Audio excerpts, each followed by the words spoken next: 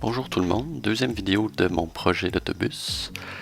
Dans cette vidéo-là, je voulais vous raconter comment s'était passé la livraison après l'achat de l'autobus.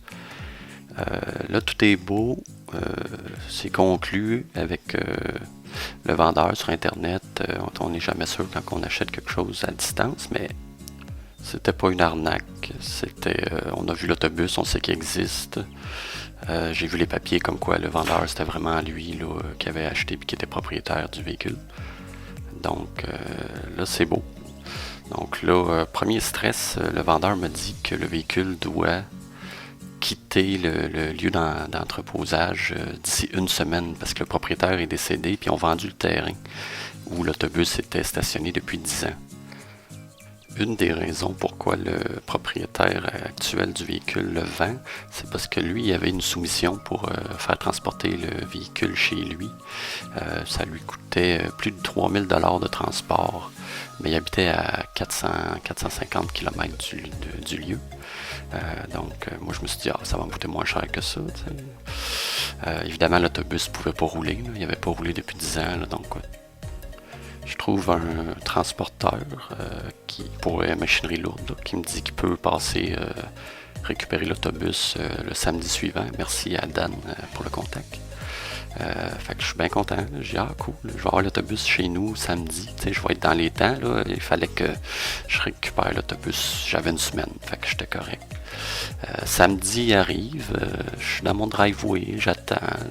À chaque fois que j'entends un son de camion, je dis, oh, c'est mon autobus. Mais finalement, mon autobus n'est jamais arrivé samedi. J'ai rappelé le gars de towing, puis là, il me dit non, j'ai été sur place, mais non, tes pneus sont vraiment trop secs, c'est trop dangereux de ramener ça sur l'autoroute. Puis il dit, si je me fais pogner avec ça en Ontario, ça va me coûter une fortune. Fait qu'il veut pas prendre de chance de pogner une étiquette. Fait qu'il me dit, il va falloir que tu trouves d'autres pneus pour changer les pneus, sinon je pourrais pas te le ramener. Donc, je commence ma recherche. Là. Je dis finalement, ok, je vais me trouver des pneus, mais là, il fallait que je trouve c'était quelle sorte de pneus qui va là-dessus. Là. On s'entend que c'est pas mon domaine.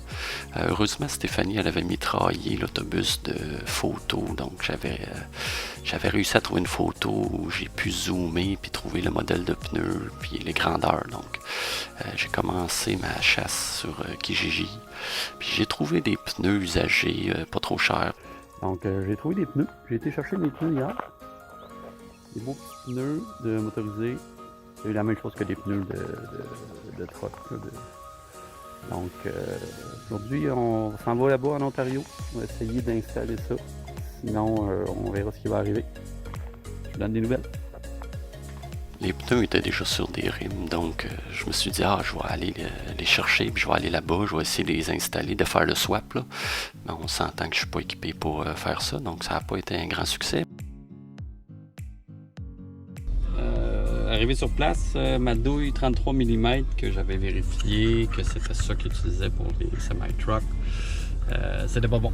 C'était pas seulement tout. Là, j'avais une douille 36 mm, c'était pas bon non plus. C'est juste un petit peu trop petit. Donc, ça a l'air que c'est vraiment du 1,5 pouces.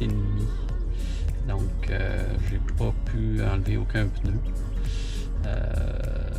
J'ai appelé la compagnie que j'avais appelée avant là, pour voir s'ils pouvaient envoyer quelqu'un, une compagnie de machinerie lourde.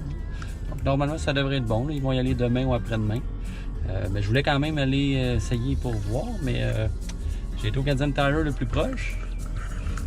Mais la plus grosse douille qu'ils ont, c'est 36 mm. Donc je sais pas où ça se trouve, mais ça a l'air que c'est fini pour aujourd'hui. Fait que je me retourne à la maison.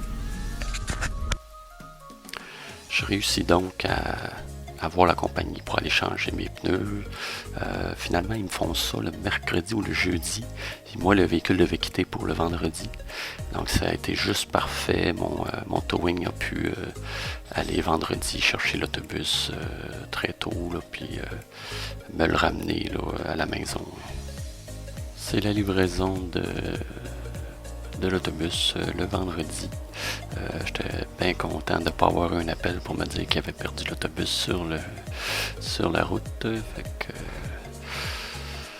ça m'enlevait pas mal de stress de savoir que l'autobus était rendu à la maison. même qui a endommagé mon driveway, mais ça me dérangeait pas. J'étais trop content d'avoir eu l'autobus. On voit quand il recule, à un moment donné, l'autobus est trop haut, puis le derrière de l'autobus a accroché le driveway. Donc, c'est tout pour la livraison. Dans la prochaine vidéo, je vais vous montrer l'autobus en détail, l'extérieur et l'intérieur. Ensuite, je vais vous expliquer un peu le fonctionnement de l'autobus et je vais vous expliquer aussi c'est quoi nos plans futurs.